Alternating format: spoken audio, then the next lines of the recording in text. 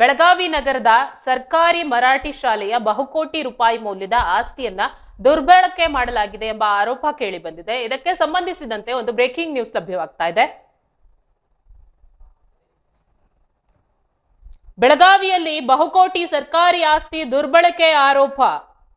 ಸರ್ಕಾರಿ ಮರಾಠಿ ಶಾಲೆಯ ಜಾಗದಲ್ಲಿ ಅಕ್ರಮ ಒತ್ತುವರಿ, 1 ಎಕರೆ 35 ಗುಂಟೆ ಜಾಗದಲ್ಲಿ ಅಕ್ರಮ ಬಳಕೆ ಆರೋಪ. 10 ಗುಂಟೆ ಸರ್ಕಾರಿ ಜಾಗ ನಾಪತ್ತೆ. ಬೆಳಗಾವಿಯಲ್ಲಿ ಭಾರೀ ವಿವಾದ. ಅಧಿಕಾರಿಗಳ ನಿರ್ಲಕ್ಷ್ಯಕ್ಕೆ ಸಾರ್ವಜನಿಕರು ತೀವ್ರ ಆಕ್ರೋಶವನ್ನು ವ್ಯಕ್ತಪಡಿಸಿದ್ದಾರೆ.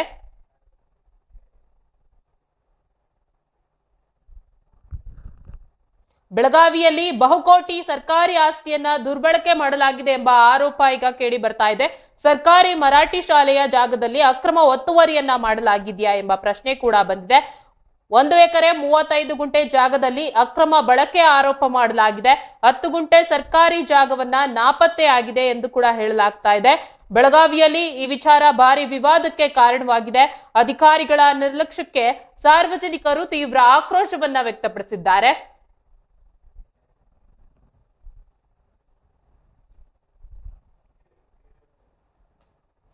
ಬೆಳಗಾವಿ ನಗರದಲ್ಲಿ ಸರ್ಕಾರಿ ಮರಾಠಿ ಶಾಲೆಯ ಬಹುಕೋಟಿ ರೂಪಾಯಿ ಮೌಲ್ಯದ ಆಸ್ತಿಯ ದುರ್ಬಳಕೆ ಪ್ರಕರಣ ಇದೀಗ ತೀವ್ರ ಸ್ವರೂಪ ಪಡೆದುಕೊಂಡಿದೆ. ಅಧಿಕಾರಿಗಳ ನಿರ್ಲಕ್ಷ್ಯದಿಂದಾಗಿ ಶಾಲಾ ಆವರಣದ 1 ಎಕರೆ 35 ಗುಂಟೆ ಜಾಗವು ಅಕ್ರಮ ಚಟುವಟಿಕೆಗಳಿಗೆ ಬಳಕೆ ಆಗ್ತಿದೆ. ಈಗಾಗಲೇ 10 ಗುಂಟೆ ಭೂಮಿ ನಾಪತ್ತೆಯಾಗಿರುವುದು ಬೆಳಕಿಗೆ ಬಂದಿದೆ. ಈ ಘಟನೆಗೆ ಸಂಬಂಧಿಸಿದಂತೆ ಅಧಿಕಾರಿಗಳ ಬೇಜವಾಬ್ದಾರಿತನ ಮತ್ತು ನಿರ್ಲಕ್ಷ್ಯದ ಬಗ್ಗೆ ಸಾರ್ವಜನಿಕ ವಲಯದಲ್ಲಿ ವ್ಯಾಪಕ ಆಕ್ರೋಶ ವ್ಯಕ್ತವಾಗಿದೆ. ಜಿಲ್ಲಾಡಳಿತ ಹಾಗೂ ಶಿಕ್ಷಣ ಇಲಾಖೆಯ ಅಧಿಕಾರಿಗಳ ಬೇಜವಾಬ್ದಾರಿತನವೇ ಈ ದುಸ್ಥಿತಿಗೆ ಕಾರಣ ಎಂದು ಹೇಳಲಾಗ್ತಿದೆ. ಕಳೆದ 5-6 ವರ್ಷಗಳಿಂದ ಸ್ಥಳೀಯರು ಈ ಬಗ್ಗೆ ದೂರು ನೀಡುತ್ತಿದ್ರು. ಯಾವುದೇ ಕ್ರಮ ಕೈಗೊಳ್ಳಲು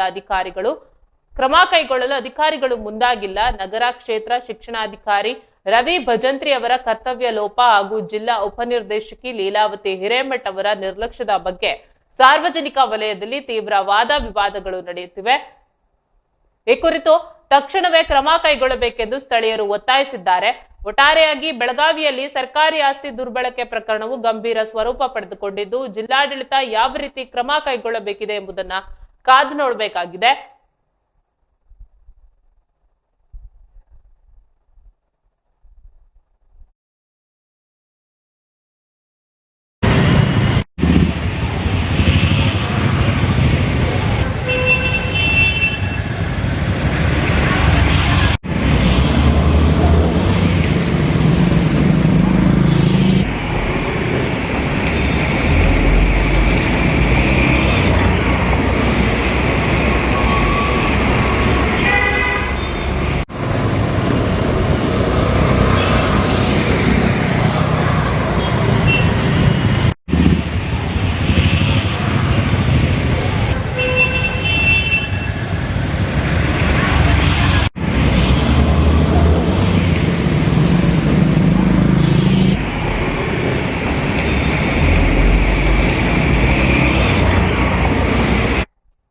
ವಿಚಾರಕ್ಕೆ ಸಂಬಂಧಿಸಿದಂತೆ ನಮ್ಮ ಸ್ಥಳೀಯ ವರದಿಗಾರರಾದ ನಾಗನಗೌಡ ಪಾಟೀಲ್ ನಮ್ಮ ಜೊತೆ ದೂರವಾಣಿ ಸಂಪರ್ಕದಲ್ಲಿದ್ದಾರೆ.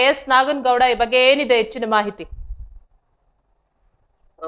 ಸುರೇಖಾ, ಏನು ಬೆಳಗಾವಿಯ ಸರ್ಕಾರಿ ಆಸ್ತಿಯನ್ನ ಉಳಿಸಿಕೊಳ್ಳುವಲ್ಲಿ ಸರ್ಕಾರಿ ಅಧಿಕಾರಿಗಳು ವಿಫಲತೆಯನ್ನ ಕಾಣಿಸ್ತಾ ಇದೆ. ಅದಕ್ಕೆ ಪೂರಕವಾದಂತ ಸಾಕ್ಷಿ ಆಧಾರ ಕೂಡ ನಮ್ಮ ಬಳಿ ಇರುವಂತದ್ದು. ಹಾಗೆ ದೂರು ಕೊಟ್ಟರು ಸಹ ಯಾವುದೇ ಕ್ರಮವನ್ನ ವಹಿಸಕ್ಕೆ ಮುಂದಾಗದೇ ಇರೋಂತ ಕ್ಷೇತ್ರ ಶಿಕ್ಷಣಾಧಿಕಾರಿ ಆಗಿರ್ಬೋದು ಮತ್ತು ಜಿಲ್ಲೆಗೆ ಸಂಬಂಧಪಟ್ಟಂತ ಶಿಕ್ಷಣಾಧಿಕಾರಿ ಕೂಡ ಎಲ್ಲಿ ನಿರ್ಲಕ್ಷ್ಯ ವಹಿಸಿದ್ದಾರೆ ಅಂತ ಹೇಳಿ ಆರೋಪಗಳು ಕೇಳಿ ಬರ್ತಾ ಇದ್ದಾವೆ. ಹಾಗೆ ಜಿಲ್ಲಾಧಿಕಾರಿಗಳು ಕೂಡ ಇಲ್ಲಿ ನಡೆಯನ್ನ ಕೂಡ ಪ್ರಶ್ನಿಸುವಂತ ಸ್ಥಿತಿ ನಿರ್ಮಾಣ ಆಗಿರುವಂತದ್ದು.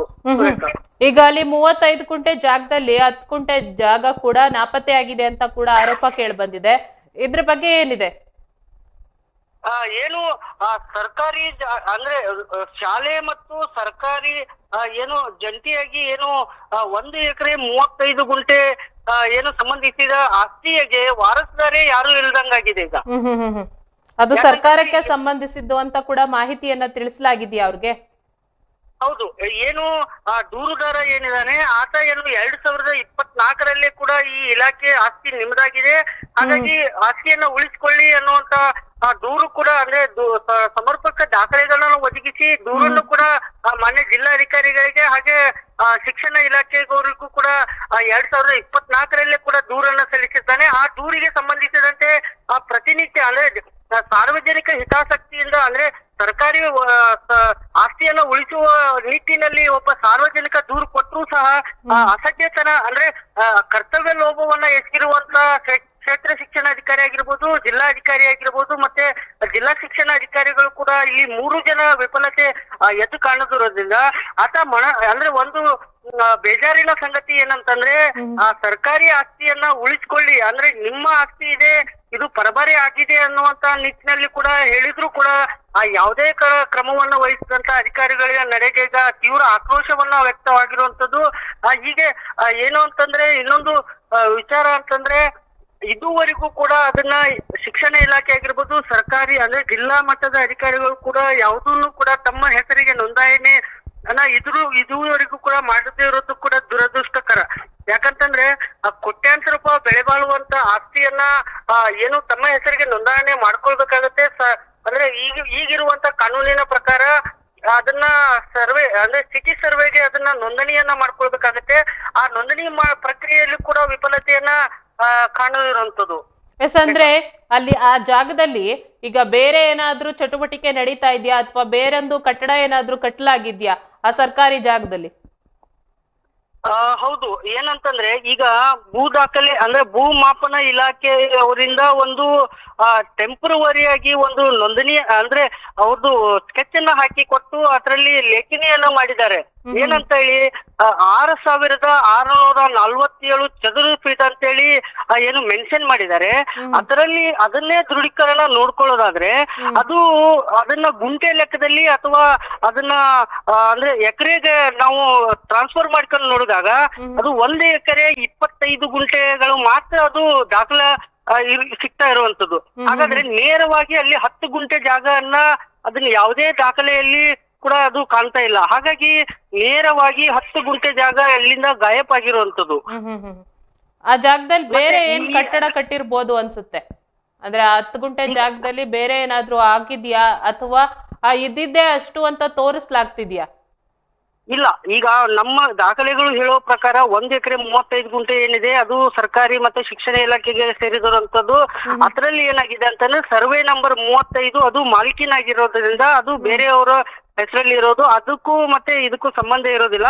ಆದ್ರೆ 34 ಏನು ಸರ್ವೆ ನಂಬರ್ ಅಲ್ಲಿ ಇರುವಂತ ಆಸ್ತಿಗೆ ಸಂಬಂಧಿಸಿದಂತೆ ಅಂದ್ರೆ 10 ಗುಂಟೆ ಜಾಗನ್ನ ರಸ್ತೆ ಮತ್ತೆ ಮಂದಿರ ಹಾಗೂ ಒಂದು 3 ಅಂತಸ್ತಿನ ಒಂದು ಕಮರ್ಷಿಯಲ್ ಬಿಲ್ಡಿಂಗ್ ಅನ್ನ ಕೂಡ ಈಗಾಗಲೇ ಅಲ್ಲಿ ನಿರ್ಮಾಣ ಆಗಿರುವಂತದ್ದು. ಹಾಗೆ ನೋಡಿದ್ರೆ ಆ ಮಂದಿರ ಕೂಡ ಅನಧಿಕೃತವಾಗಿ ಕಟ್ಟಡ ಮಾಡಿರುವಂತದ್ದು, ಹಾಗೆ ರಸ್ತೆ ಕೂಡ ಅಲ್ಲಿ ಅನಧಿಕೃತವಾಗಿ ಇರುವಂತದ್ದು, ಹಾಗೆ ಕಮರ್ಷಿಯಲ್ ಬಿಲ್ಡಿಂಗು ಒತ್ತುವರಿಯಾಗಿ ಅದು ಈಗ ಕಮರ್ಷಿಯಲ್ ರೆಡಿಯಾಗಿ ನಿಂತಿರುವಂತದ್ದು. ಈಗ ಇದನ್ನೆಲ್ಲ ನೋಡೋದಾದ್ರೆ 10 ಗುಂಟೆ ಜಾಗೆಯನ್ನ ಒತ್ತುವರಿ ಮಾಡ್ಕೊಳ್ಳೋದು ಸ್ಪಷ್ಟವಾಗಿ ಕಾಣ್ತಾ ಇರುವಂತದ್ದು. ಈ 10 ಗುಂಟೆ ಜಾಗೆಯನ್ನ ಈಗ ಅಧಿಕಾರಿಗಳು ಯಾವ ರೀತಿ ಉಳಿಸ್ಕೊಳ್ತಾರೆ? ಯಾಕಂತಂದ್ರೆ ಅಧಿಕಾರಿಗಳ ಹತ್ರ ದಾಖಲೆಗಳು ಯಾವ್ದು ಕೂಡ ಇವ್ರಿಗೆ ಅದು 34 ನಂಬರ್ ಶಾಲೆಯ ಶಿಕ್ಷಣ ಇಲಾಖೆಗೆ ನಾವು ನಮ್ಮ ಇದೆ ಅನ್ನೋಕೆ ಅಧಿಕಾರ ಕೂಡ ಕಳ್ಕೊಂಡಂಗಾಗಿದೆ ಈಗ ಇಲಾಖೆಯವರು. ಅವ್ರಿಗೆ ದಾಖಲೆಗಳು ಏನು ಇಲ್ವಾ ಅಂತ? ಸರ್ಕಾರಿ ದಾಖಲೆಗಳು ಅಂದ್ರೆ ಇಲಾಖೆ ಎಷ್ಟೊಂದು ನಿರ್ಲಕ್ಷ್ಯ ಇದೆ ಅಂದ್ರೆ ಅವರ ಜಾಗೆ ಎಲ್ಲಿದೆ ಏನಿದೆ ನಮ್ಮ ದಾಖಲೆಗಳನ್ನ ರೆಡಿ ಮಾಡಿ ಇಟ್ಕೊಳ್ಬೇಕನ್ನೋ ಸಣ್ಣ ಕಾಮನ್ ಸೆನ್ಸ್ ಕೂಡ ನಮ್ಮ ಕ್ಷೇತ್ರ ಶಿಕ್ಷಣ ಅಧಿಕಾರಿಗಳಿಗೂ ಇಲ್ಲ. ಅವರೇ ಉಳಿಸ್ಕೊಳಕ್ ಆಗ್ತಾ ಇಲ್ಲ. ವಿಫಲ ಆದಂತ ಕ್ಷೇತ್ರ ಶಿಕ್ಷಣಾಧಿಕಾರಿ ರವಿ ಭಜಂತ್ರಿ ಅವರು ಇಷ್ಟು ವರ್ಸ್ಟ್ ಆಗಿ ಮಾತಾಡ್ತಾ ಇರೋದಂದ್ರೆ ಏನ್ ಕೇಳಿದ್ರು ಸಹ ನಾವು ಅಧಿಕಾರ ಇಲ್ಲ ನಮಗೆ, ನಾನು ಇದ್ರ ಬಗ್ಗೆ ಸ್ಪಷ್ಟೀಕರಣ ಕೊಡಿ ಅಂತ ಕೇಳಿದಾಗ ಕೂಡ ಏನ್ ಹೇಳ್ತಾರಂತಂದ್ರೆ ಇಲ್ಲ ನಾನು ಹಿರಿಯ ಅಧಿಕಾರಿಗಳು ಪರ್ಮಿಷನ್ ತಗೊಳ್ಬೇಕಾಗತ್ತೆ, ಹಾಗಾಗಿ ನಾನು ಕೊಡ್ಲಿಕ್ಕೆ ಬರೋದಿಲ್ಲ ಇದ್ರ ಸ್ಪಷ್ಟೀಕರಣ ಅಂತಾರೆ. ಆದ್ರೆ ಅವ್ರ ಅಧಿಕಾರ ಇರೋದು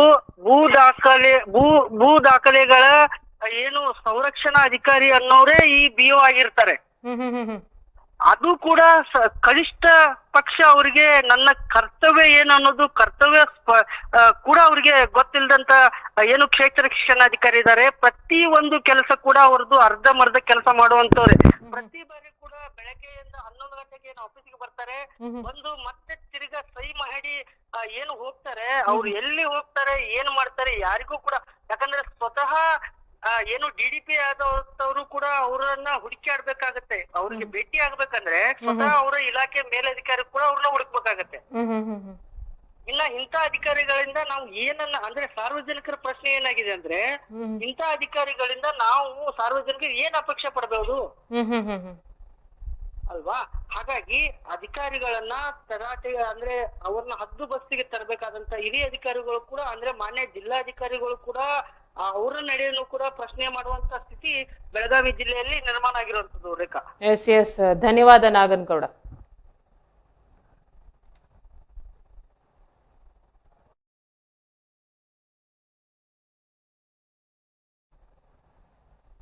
ಬೆಳಗಾವಿ ನಗರದಲ್ಲಿ ಸರ್ಕಾರಿ ಜಾಗ ಏರಿದೆ, ಅದನ್ನ ದುರ್ಬಳಕೆ ಮಾಡಲಾಗಿದೆ, ಒತ್ತುವರಿ ಮಾಡಿಕೊಳ್ಳಲಾಗಿದೆ ಎಂಬ ಆರೋಪ ಕೂಡ ಕೇಳಿ ಬರ್ತಾ ಇದೆ. ಇದಕ್ಕೆ ಸೂಕ್ತವಾದ ದಾಖಲೆಗಳು ಕೂಡ ಇವೆ ಅಂತ ಮಾಹಿತಿ ಕೂಡ ಲಭ್ಯವಾಗಿದೆ. ಅಂದ್ರೆ ಅಧಿಕಾರಿಗಳು ಅವರ ಜಾಗಕ್ಕೆ ಸಂಬಂಧಿಸಿದಂತೆ ಒಂದು ದಾಖಲೆಗಳನ್ನ ಕೂಡ ಅವರು ಸರಿಪಡಿಸಿಕೊಂಡಿಲ್ಲ ಎಂಬ ಆರೋಪ ಕೂಡ ಕೇಳಿ ಬರ್ತಾ ಇದೆ. ಅಂದ್ರೆ ಅಧಿಕಾರಿಗಳ ನಿರ್ಲಕ್ಷ್ಯತನ ಇಲ್ಲಿ ಎದ್ದು ಕಾಣಿಸ್ತಾ ಇದೆ. ಅಂದ್ರೆ ಅದು ಬೇರೊಬ್ಬರ ಜಾಗ ಅಲ್ಲ, ಅದು ಸರ್ಕಾರಕ್ಕೆ ಸಂಬಂಧಿಸಿದ ಜಾಗ, ಸರ್ಕಾರಕ್ಕೆ ಸಂಬಂಧಪಟ್ಟ ಜಾಗ. ಆ ಜಾಗವನ್ನ ನೀವು ಉಳಿಸ್ಕೊಳಕ್ಕಾಗದೆ ಇದ್ಮೇಲೆ ಅಧಿಕಾರಿಗಳು ಏನ್ ಮಾಡ್ತಾ ಇದ್ದಾರೆ ಎಂಬ ಪ್ರಶ್ನೆ ಕೂಡ ಕೇಳಿ ಬರ್ತಾ ಇದೆ.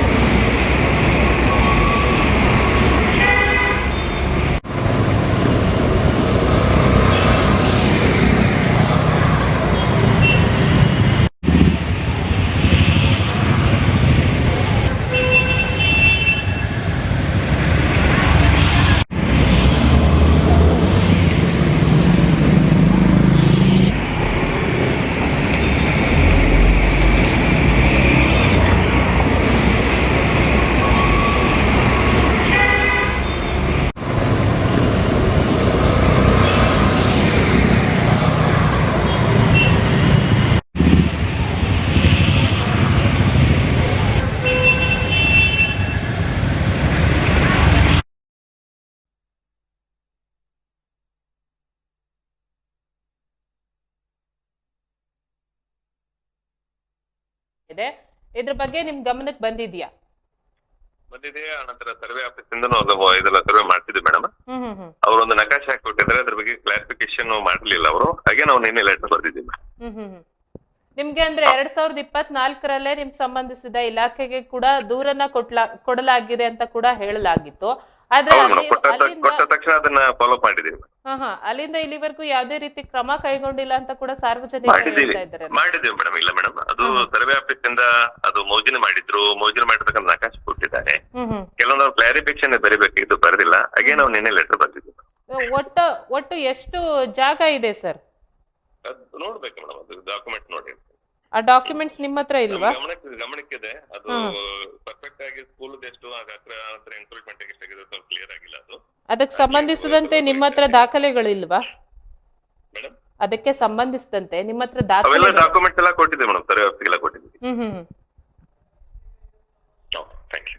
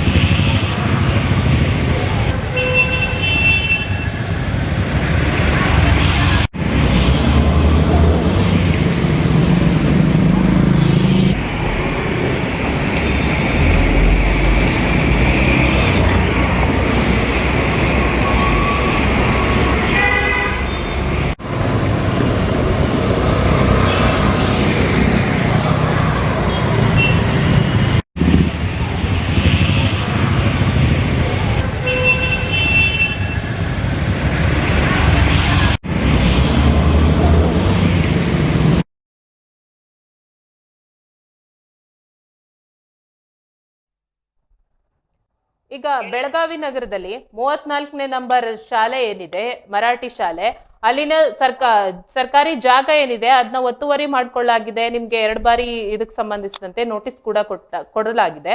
ಆದ್ರೆ ಇದ್ರ ಬಗ್ಗೆ ನೀವು ಇನ್ನೂ ಕ್ರಮ ಕೈಗೊಂಡಿಲ್ಲ ಅಂತ ಸಾರ್ವಜನಿಕರು ಆರೋಪ ಕೂಡ ಮಾಡಿದ್ದಾರೆ. ಯಾಕೆ? ಮೇಡಮ್, ಈಗಾಗಲೇ ಅದ್ರ ಬಗ್ಗೆ ನಾನು ಕೂಲಂಕುಷವಾಗಿ ವಿವರವಾಗಿ ಪರಿಶೀಲನೆ ಮಾಡಿ ಸ್ಥಾನಿಕ ವರದಿ ಕೊಡಿ ಅಂತ ನಾನು 2 ಸಾರಿ ನೋಟಿಸ್ ಕೊಟ್ಟಿದ್ದೀನಿ ಈಗಾಗಲೇ BOರ್ಗೆ. ಮೋರ್ ಓವರ್ ಮತ್ತೆ 4 ದಿವಸದ ಹಿಂದೆ ಮುದ್ದಾಮ್ ಅವರನ್ನ ಕರೆದು ಯಾವ ರೀತಿ ತಾವು ಅಲ್ಲಿ ಸ್ಥಾನಿಕವಾಗಿ ವೆರಿಫಿಕೇಶನ್ ಮಾಡ್ಕೊಳ್ಬೇಕು ಅನ್ನೋದ್ರ ಬಗ್ಗೆನೂ ಅವ್ರಿಗೆ ಗೈಡೆನ್ಸ್ ಮಾಡಿದ್ದೇನೆ. ಬಹುಶಃ ಅವರು 1-2 ದಿವಸ ಟೈಮ್ ಕೇಳಿದ್ರು, ವರದಿ ಕೊಡ್ತಾರೆ. ಅಂದ್ರೆ ನಾವೀಗ BO ಅವ್ರನ್ನು ದೂರವಾಣಿ ಸಂಪರ್ಕಕ್ಕೆ ತಗೊಂಡಿದ್ವಿ. ಅವ್ರೇನ್ ಹೇಳಿದ್ರು, ನಮ್ಮ ಹತ್ರ ದಾಖಲೆಗಳು ಇಲ್ಲ ಈಗ ಅಂತ ಹೇಳ್ತಿದ್ದಾರೆ. ಅಂದ್ರೆ ಮುಂಚಿತವಾಗಿ ಅಲ್ಲಿ ಎಷ್ಟು ಜಾಗ ಇದೆ, ದಾಖಲೆಗಳಿದೆ ಅನ್ನೋದು ಅವ್ರಿಗೆ ಸಂಬಂಧಿಸಿದ್ದಲ್ವಾ? ಅಲ್ಲ, ಅವ್ರಿಗೆ ಸಂಬಂಧಿಸಿದ್ದಂದ್ರೂ ಮೂಲತಃವಾಗಿ ಅದು ಶಾಲೆನಲ್ಲಿ ಇರ್ತದೆ ದಾಖಲೆಗಳು.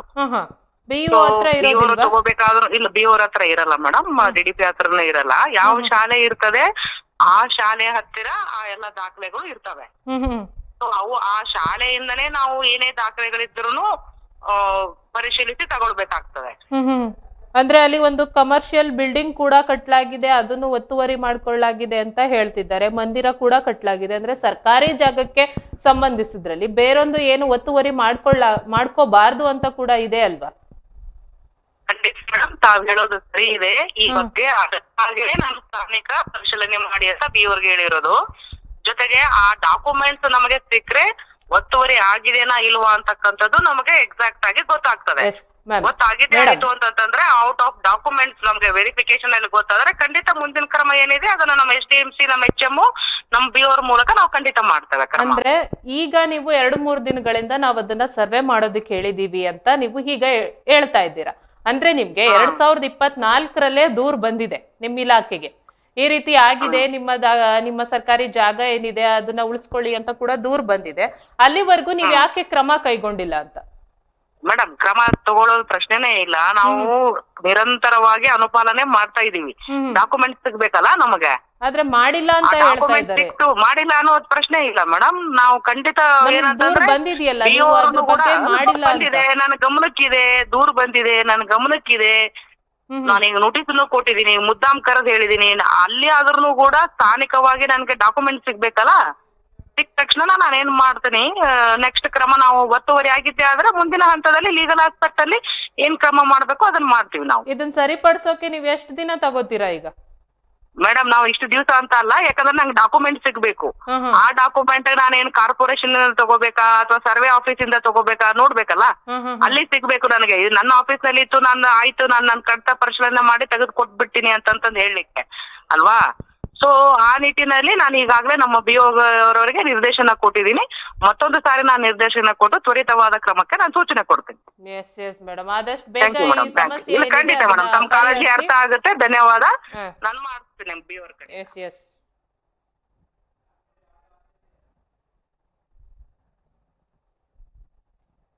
ಲೀಲಾವತಿ ಹಿರೇಮಠ ಅವರು ಏನಿದ್ದಾರೆ, ಅವರು ದೂರವಾಣಿ ಸಂಪರ್ಕಕ್ಕೆ ಬಂದು ಏನ್ ತಿಳಿಸಿದ್ದಾರೆ, ಈಗ 2-3 ದಿನಗಳಿಂದ ನಾವು ಸರ್ವೆಯನ್ನ ಮಾಡಲಿಕ್ಕೆ ಹೇಳಿದೀವಿ, BOರ್ಗೆ ನಿರ್ದೇಶನ ಕೂಡ ಮಾಡಿದ್ದೀವಿ, ಅವ್ರಿಗೆ ಯಾವ ರೀತಿಯಲ್ಲಿ ಸರ್ವೆ ಮಾಡಿ ಎಷ್ಟು ಜಾಗ ಇದೆ, ಒತ್ತುವರಿ ಆಗಿದೆಯಾ ಇಲ್ವಾ ಎಂಬ ಮಾಹಿತಿ ಕೂಡ ನಾವು ತಿಳ್ಕೊತೀವಿ ಅಂತ ಕೂಡ ಹೇಳ್ತಿದ್ದಾರೆ.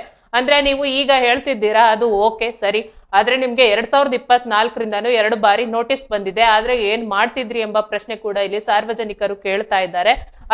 ಅಲ್ಲಿಂದ ಇಲ್ಲಿವರೆಗೂ ನೀವು ಯಾವುದೇ ರೀತಿ ಕ್ರಮ ಕೈಗೊಂಡಿಲ್ವಾ ಎಂಬ ಪ್ರಶ್ನೆ ಕೂಡ ಬರುತ್ತೆ. ಅಲ್ಲಿ ಕಮರ್ಷಿಯಲ್ ಬಿಲ್ಡಿಂಗ್ ಕೂಡ ಒತ್ತುವರಿ ಮಾಡಲಾಗಿದೆ, ಕಮರ್ಷಿಯಲ್ ಬಿಲ್ಡಿಂಗ್ ಕೂಡ ನಿರ್ಮಾಣ ಮಾಡಲಾಗಿದೆ, ಅಂದ್ರೆ ಮಂದಿರ ಕಟ್ಟಲಾಗಿದೆ ಅಂತ ಕೂಡ ಹೇಳಲಾಗ್ತಿದೆ. ನಿಮ್ಗೆ ದೂರು ಬಂದಿದ್ರು ಕೂಡ ಅಧಿಕಾರಿಗಳು ಯಾವುದೇ ರೀತಿ ಕ್ರಮ ಕೈಗೊಂಡಿಲ್ಲ ಅಂತ ಕೂಡ ಹೇಳ್ತಿದ್ದಾರೆ.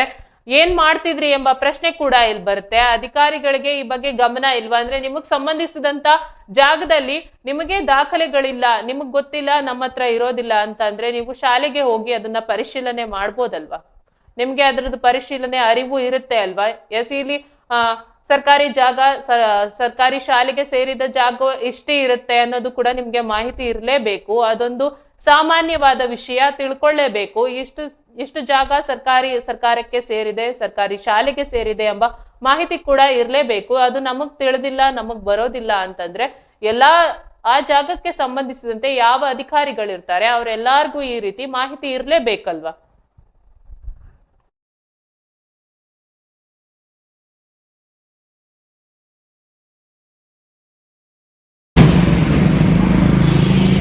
ಕುರುಂದವಾಡ ಸರ್ಕಾರ ಸಾಲಿ ಸಲುವಾಗಿ ಜಾಗ ಕೊಟ್ಟಿದ್ದ ಅದ ಸಾಲಿ ನಡೆಸಲಿಕ್ಕೆ ಅಂತೇಳಿ ಇವರ ದುರುಪಯೋಗ ಮಾಡ್ಕೊಂಡಿದ್ದಾರೆ ಸಾಲಿಯವರ.